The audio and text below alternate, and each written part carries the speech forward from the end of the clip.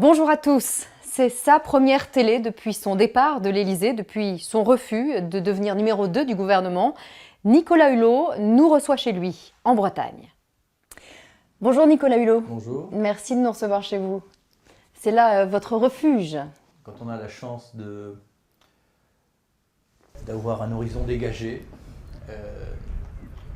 de vivre au rythme des marais, probablement un des spectacles, je pense que la nature, les plus merveilleux que la nature puisse vous offrir, parce que vous avez l'impression que c'est le trou de la terre. Il reste toujours un mystère, ce cycle des marais qui se décale toujours un tout petit peu dans le temps. C'est une chance pour se ressourcer. Je pense que ce lien avec la nature, simplement ne serait-ce que ce lien émotionnel, dont souvent les urbains sont privés, est un lien essentiel. C'est ce qui vous tient le plus à cœur ici? La nature, à tous les sens du terme, paysage, l'ingéniosité du vivant, c'est un réservoir inépuisable d'émerveillement. Et c'est bien de s'en rappeler. La dernière fois qu'on vous a vu à la télé, c'était pour la COP21. On va y revenir. Depuis, votre mission accomplie, vous avez refusé de devenir le numéro 2 du gouvernement. Est-ce que c'est parce que vous ne vous en sentiez pas capable ou parce que vous estimiez que c'était trop tard, à un an de la fin du quinquennat? Il y a peut-être un ensemble de raisons. De toute façon, on ne se sent pas toujours... Enfin, c'est rare de se sentir capable devant des missions comme ça. C'est énorme. Je veux dire, il y a peut-être des gens, justement, qui ont cette chance de se sentir spontanément à la hauteur d'une mission. Mais c'est probablement aussi faire abstraction de la complexité, de la difficulté, faire abstraction du fait qu'un homme ou une femme, aussi convaincu et voire peut-être compétente soit-il, s'il n'y a pas une harmonie dans un gouvernement, s'il n'y a pas en plus une phase avec la société, c'est difficile. C'est ce qui manquait.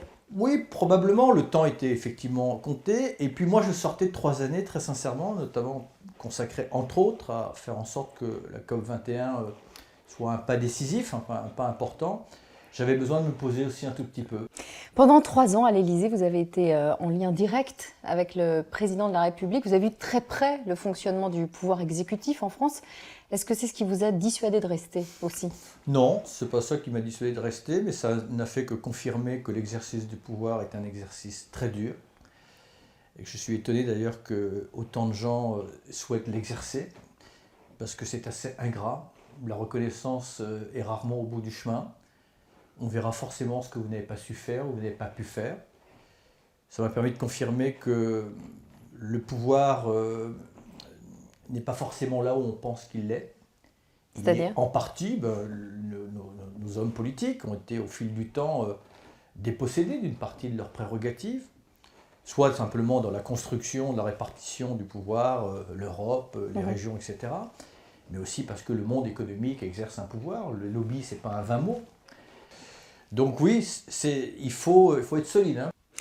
Vous étiez le conseiller du président de la République pour la protection de la planète, donc vous aviez beaucoup de dossiers communs avec Ségolène Royal. Est-ce que vous travailliez plutôt main dans la main ou plutôt l'un contre l'autre? Non, honnêtement, l'un contre l'autre, jamais. Main dans la main, en tout cas, on avait les mêmes objectifs. Après qu'il y ait pu avoir quelques problèmes de compétition de territoire, en tout cas de mon côté, ça n'a jamais été le cas. On avait une grande autonomie à l'Élysée. De votre côté? De mon côté. Et quand j'avais besoin d'avoir Ségolène, et réciproquement, ou quand j'avais besoin d'avoir Laurent Fabius, mais mon interlocuteur régulier, c'était le président. Après votre départ de l'Élysée, vous avez pris le large pendant 1 mois en Indonésie? Oui, mais j'avais promis à ma famille et à mes enfants de passer du temps avec eux.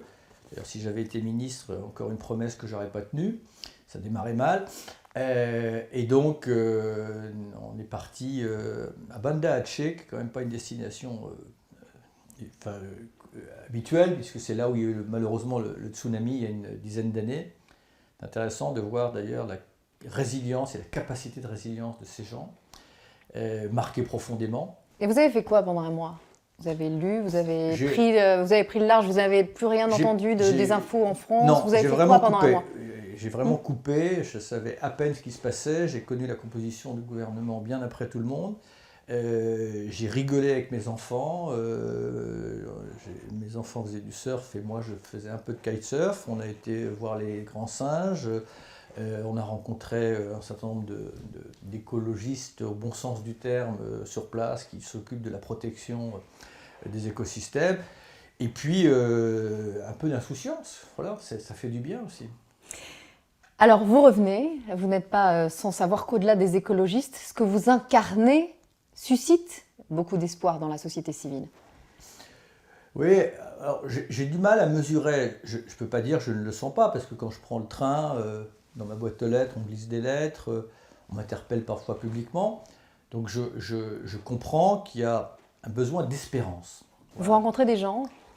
Oui, la seule chose, et ça c'est un vrai luxe, c'est que pendant quelques mois, je vais pouvoir écouter, échanger, sentir, me faire un feeling, une intuition, et ça c'est très précieux.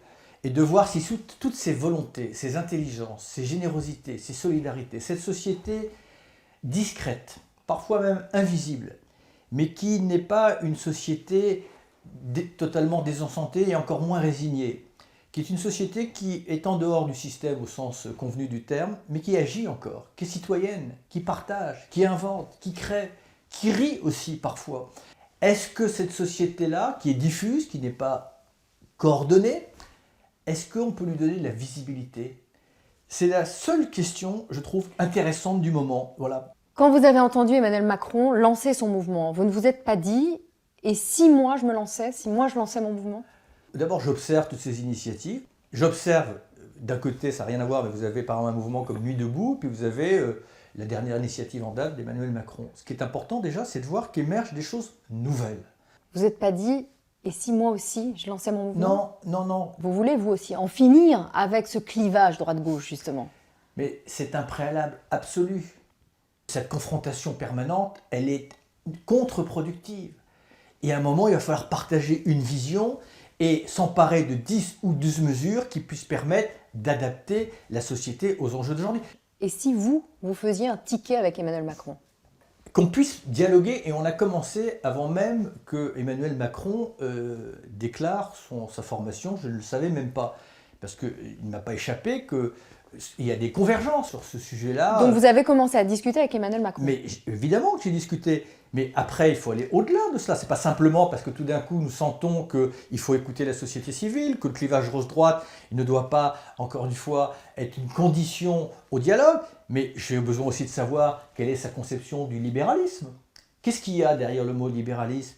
Au moment où on a quand même besoin de régulation et de réglementation, notamment pour éviter ces excès du capitalisme qui creusent les inégalités, qui détruisent les ressources naturelles, j'ai besoin d'avoir sa vision. Il n'y aura pas un homme, une femme, deux hommes, un ticket providentiel. Il peut y avoir, encore une fois, une agrégation de mouvements, d'initiatives, pour peu que sur des valeurs et sur des outils indispensables, on se mette d'accord. J'entends bien, vous dites j'ai besoin de sentir une force collective autour de moi, de voir s'il y a un projet, de voir ces initiatives, avant éventuellement de me lancer. Mais c'est dans un an.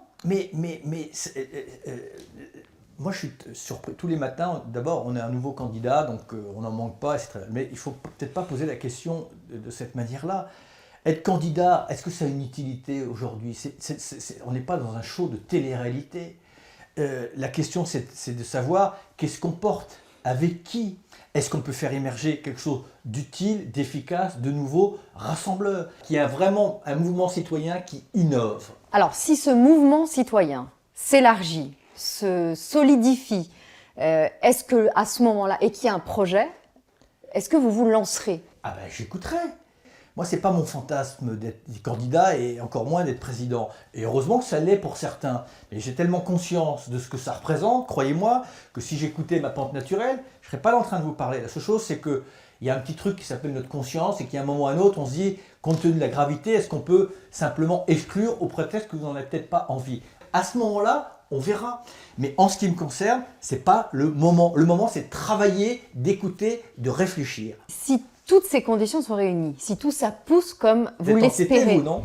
Un peu, si tout ce que vous espérez se réalise, est-ce que vous irez? Qu'est-ce qui vous en empêchera? Si la jeunesse, à un moment ou à un autre, ou une partie importante, me dit « aidez-nous », eh ben je réfléchirai. Mais vous réfléchirez. En fait, à chaque fois que je vous pose la question, vous dites « je réfléchirai ». Je pourrais réfléchir plus vite que maintenant. Quand vous vous rasez ici dans votre salle de bain, le matin… Un matin sur 3. Un matin sur 3. Il vous arrive jamais de penser à 2017? je pense jour et nuit, et c'est une obsession, qu'est-ce qu'on peut faire pour être utile? Voilà. Et voilà, qu'est-ce qu'on peut inventer pour être utile? Quel rôle on peut jouer les uns et les autres? Comment on peut réunir ces intelligences et ces beaux esprits, anonymes ou parfois notoires? Comment on peut sortir de ce gâchis d'humanité qui est là, mais qui n'a pas le pouvoir? Voilà. Comment on peut donner le pouvoir à la solidarité? Oui, jour et nuit, je pense à ça. Voilà. Vous donnez souvent l'impression d'un mouvement de balancier. Je prends quelques exemples. 2007, la présidentielle, vous hésitez, finalement vous renoncez. 2012, il y a la primaire Europe Écologie Les Verts, ils choisissent Eva Joly, vous disparaissez. Aujourd'hui, après 3 ans pour la COP21, François Hollande vous propose le numéro 2 du gouvernement, vous disparaissez aussi. Et vous réapparaissez avec plein de points d'interrogation dans la tête. Est-ce que vous êtes quelqu'un d'hésitant? Non, je suis quelqu'un qui doute, mais le doute, c'est l'esprit qui cherche. Et heureusement, moi, je suis toujours inquiet des gens qui sont bardés de certitude. À un moment, il faut trancher, il faut décider. Mais quand vous tranchez? Attendez, 2007, j'ai pas dit que j'allais être candidat. J'ai proposé un pacte aux candidats en leur disant si vous ne signez pas, vous engagez pas devant les Français sur un certain nombre de mesures, alors je serai candidat. Ils ont tous signé, à commencer par celui qui a été élu, il a tenu ses engagements. 2012, j'étais candidat, j'ai même été à Sevran annoncer ma candidature. Après, j'ai choisi, parce qu'on me l'a un peu suggéré plus que cela, de passer par la fourche des primaires des écolos. On m'a foutu dehors. Mais c'est normal, c'est le jeu de la politique, j'en ai tiré aucune amertume et une grande liberté, je ne dois plus rien à personne. Mais j'y ai été. Si on m'avait choisi, j'aurais été jusqu'au bout. Est-ce qu'il vous arrive de dire non parce que vous ne vous sentez pas assez armé pour la politique? Ça m'est arrivé. Quand Jacques Chirac m'a proposé d'être ministre, j'ai dit non parce que, alors franchement, ça aurait été une erreur de casting. J'étais pas du tout prêt. Le sujet aujourd'hui, peut-être un peu plus. Mais oui, ça m'arrive de dire non, mais je pense que c'est important. Ça m'est arrivé dans d'autres domaines, quand je faisais des excentricités pour Ushuaïa, de ne pas sauter d'une falaise parce que j'étais pas prêt. C'est probablement ce qui m'a sauvé ma peau. Avoir l'air sympathique, si tant est que ce soit le cas, ne suffit pas. Il faut travailler, il faut agréger, il faut rassembler, il faut écouter. Je me répète, c'est pas un jeu, quoi. C'est pas un jeu. Vous avez besoin de vous ressourcer régulièrement. En 2011, par exemple, après le désaveu d'Europe Écologie Les Verts, vous avez déscolarisé vos enfants pendant 6 mois et puis vous êtes parti vous ressourcer en Corse et dans l'océan Indien.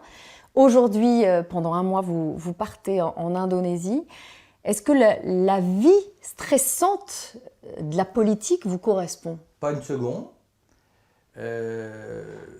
Certains se nourrissent de cela, au contraire même, ça se crée probablement des tas de substances qui leur permettent de tenir. Non, ça ne fait pas du tout partie de mon métabolisme, ni intellectuel, ni psychologique, et encore moins physiologique et physique. Donc elle ne vous convient pas, cette vie politique stressante? Non, c'est pas celle qui m'attire. Mais encore une fois, moi, par mon engagement qui a été évolutif, et d'ailleurs si j'avais su qu'il me mènerait à ce point-là, il serait jalé, mais à un moment ou à un autre, vous êtes prisonnier au bon sens du terme, c'est-à-dire que vous ne pouvez pas vous échapper, votre conscience vous rattrape, vous dire c'est pas fini, tu vois bien, les choses ne s'améliorent pas, et puis des gens que vous estimez, parce que dans un engagement, vous rencontrez des gens merveilleux, qui vous disent Nicolas, d'ailleurs c'est ce qui s'est passé dès que j'ai quitté l'Élysée, j'avais à peine quitté l'Élysée, qu'ils étaient là à me donner l'assaut. Je les aime bien, je les écoute. Dans un premier temps, je pense ça à la rigolade, je leur dis foutez-moi la paix, laissez-moi tranquille. Mais après voilà, vous vous dites, puis-je simplement fermer les volets et m'en aller au prétexte que j'ai pas forcément envie? Voilà. Pas forcément envie, et est-ce que parfois aussi vous ne vous sentez pas trop fragile pour ce poste-là? Ça doit jouer, bien entendu. Avec le temps, on s'endurcit sur certaines choses. Je ne sous-estime pas la cruauté, la violence. Vous savez, le système politique fonctionne un peu comme un système immunitaire. Et quand vous avez un corps étranger qui voudrait y pénétrer, tant qu'il est à l'extérieur, on vous trouve très sympathique. Dès lors que vous faites une petite intrusion, vous avez tous les anticorps les plus toxiques qui se mettent en branle. Donc j'ai aucune illusion sur la difficulté. Mais si ça doit me dissuader, comme peut-être ça a dissuadé un jour un homme comme Jacques Delors d'aller à l'élection présidentielle, ça veut dire que définitivement, ce petit monde a gagné.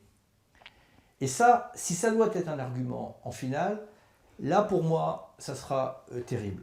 Vous avez susurré à l'oreille de 3 présidents de la République successifs. Avec Chirac et Hollande, ça s'est très bien passé, vous êtes très bien entendu. Avec Sarkozy, ça a été plus compliqué. Au dernier salon de l'agriculture, il a dit qu'il n'est pas sûr d'avoir bien fait de signer le pacte écologique de 2007, le vôtre, que c'était une façon de céder à la pensée unique, une façon de céder à des gens que les médias adorent, mais qui représentent très peu de choses. Il parlait de vous. Oui, je sais bien. La démagogie n'a pas de limite, hein. On peut changer d'avis, mais de parler de la pensée unique de l'époque, c'est assez injurieux pour tous ceux qui étaient derrière le pacte écologique, hein. Il y avait près d'1 million de personnes qui Et pour vous aussi. ça. Bon, moi, ça me permet de clarifier l'opinion que l'ancien président. C'est dommage parce que ça aussi, c'est un gâchis d'intelligence. Parce qu'on ne peut pas lui dénouer, voilà. Mais aujourd'hui, de tourner en dérision des sujets aussi essentiels autour duquel le monde entier s'est réuni à Paris, et d'en avoir une forme d'aversion, d'irritation. Comment peut-on après se prétendre de la modernité? Dire que l'agroécologie, qui est l'avenir pour combattre la faim, et pour faire en sorte que le monde agricole puisse enfin être reconsidéré et gagner en estime, et gagner, je dirais même, en recettes. C'est l'avenir du monde. Dire que c'est un truc de bobo, alors soit c'est parce qu'il est expert dans ce domaine-là, des bobos, mais je trouve ça assez pathétique, pour être très, très franc. Vous n'allez pas vous contenter de susurrer à l'oreille d'un prochain président? Non, enfin, bon, je ne sais pas à quoi ça va ressembler demain. Est-ce que la solidarité va être le maître mot de la campagne? Est-ce que la dignité va être le maître mot de la campagne? Est-ce que l'humilité va être le maître mot de la campagne pour qu'on cesse de se prendre pour ce qu'on n'est pas? Voilà, nous sommes des hommes avec notre grandeur, mais également avec notre vulnérabilité. Donc là, maintenant, vous allez où?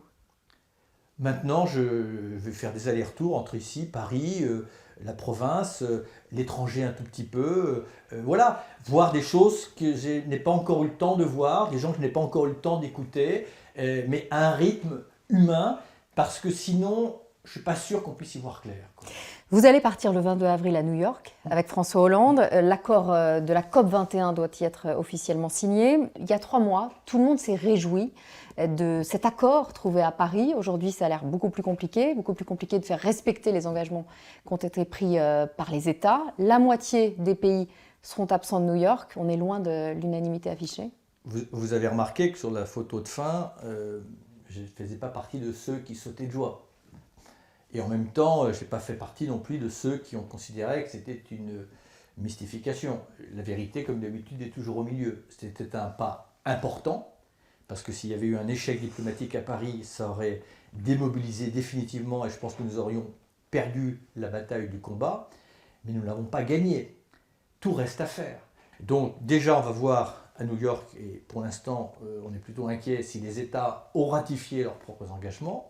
Les Américains ne vont pas ratifier l'accord. Non, mais ils peuvent les mettre, en tout cas, sous d'autres formes. Il y a d'autres formes juridiques pour pouvoir, encore une fois, leur donner une force juridique. Hein. Mais à chacun, nous, on l'a mis à travers une loi, par exemple, qui est la loi sur la transition énergétique. Mais ce qui va être aussi important de voir à New York, c'est est-ce que les promesses de financement, est-ce qu'elles sont honorées? Parce que moi, ma priorité, c'est que les pays qui sont affectés par les changements climatiques, qui sont déjà des pays en situation de vulnérabilité, avant que ces pays-là ne nous détestent complètement, parce qu'ils subissent, je le rappelle quand même, les conséquences d'un phénomène qu'ils n'ont pas provoqué, qui est la conséquence d'un modèle de développement dont ils n'ont pas profité et qui s'est fait sur leur dos. En plus, maintenant, on leur promet de les aider et on ne fait rien. Ou on leur promet de l'argent auquel ils n'auront pas accès parce qu'on leur promet des prêts. Donc la COP 21, c'est un échec? Non, puisque c'était une feuille de route. Donc c'était un cadre avec des objectifs, certains à court terme, d'autres à moyen terme et d'autres à horizon de 2050.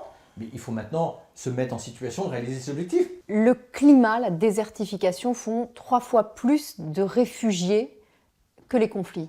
Est-ce que vous rouvrez les frontières? Vous pouvez dresser tous les murs à un moment ou à un autre.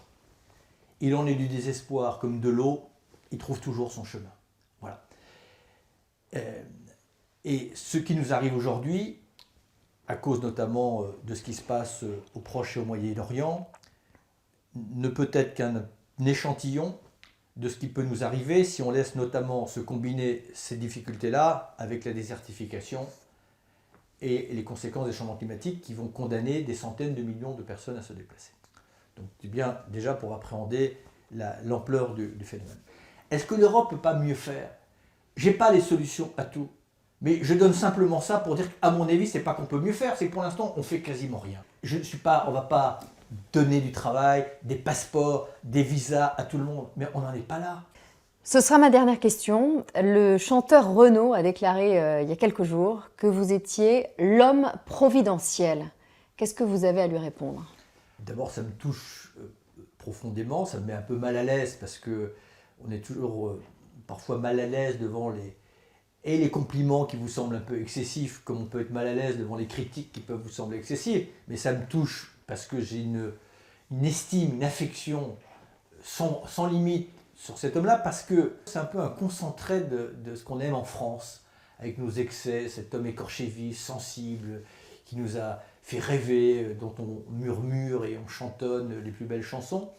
Et donc pour moi, voilà, c'est un homme qu'on a tous envie de prendre dans ses bras et de lui dire surtout ne redisparais pas de nos écrans radars, parce que dans notre paysage affectif, tu nous es indispensable. La seule chose que je lui dis, c'est que tout seul, je serais incapable de faire grand-chose. Si on arrive, lui, moi et des tas d'autres, justement, à rassembler sur une vision, une générosité, une solidarité, une humanité, toutes ces forces divergentes, eh ben regardons, parlons-nous. Merci beaucoup Nicolas Hulot. Merci Merci de nous avoir reçus chez vous.